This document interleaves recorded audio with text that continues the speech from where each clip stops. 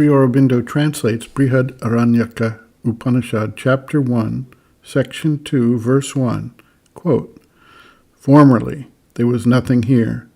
This was concealed by death, by hunger, for it is hunger, that is death. That created mind, and he said, 'Let me have substance.' He moved about working, and as he worked, the waters were born, and he said, 'Felicity was born to me as I worked.' This verily is the activity in action. Therefore, felicity cometh to him who thus knoweth this soul of activity in action." End quote. Hunger is death.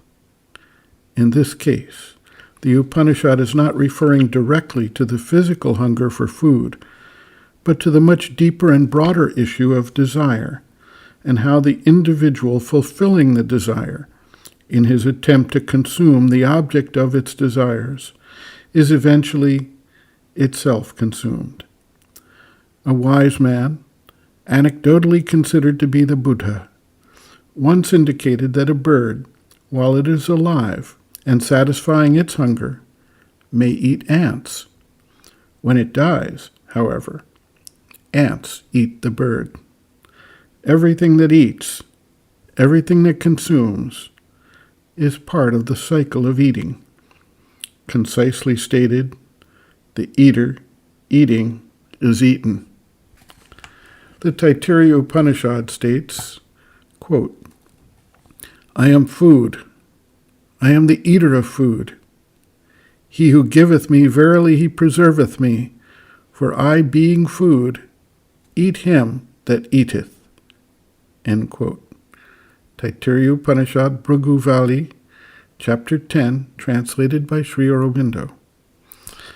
Sri Aurobindo clarifies this in his discussion of the Upanishads.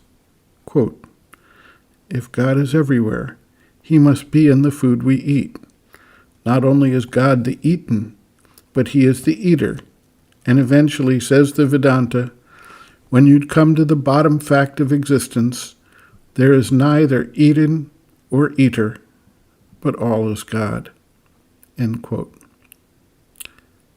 It is one thing to address these issues on a philosophical level, but when the seeker is called upon to address the force of desire which he experiences in his life, he comes up against the reality that desire is embedded deeply in the mind-life-body complex, and he experiences desire, cravings, unsatisfied yearnings and hungers of various sorts.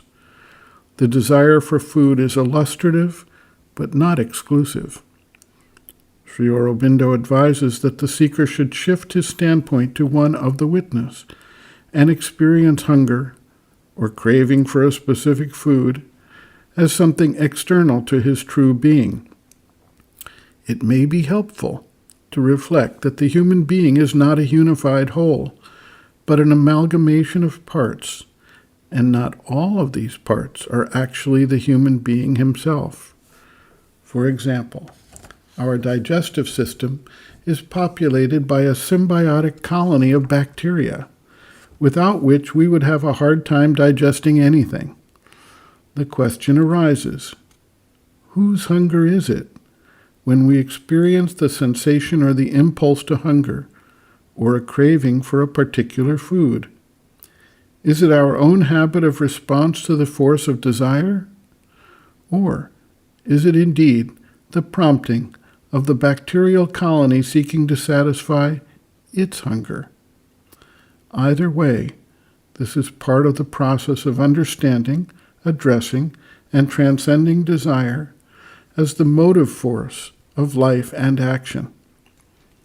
Sri Aurobindo notes, quote, "It is certainly not very yogic to be so harassed by the importunity of the palate.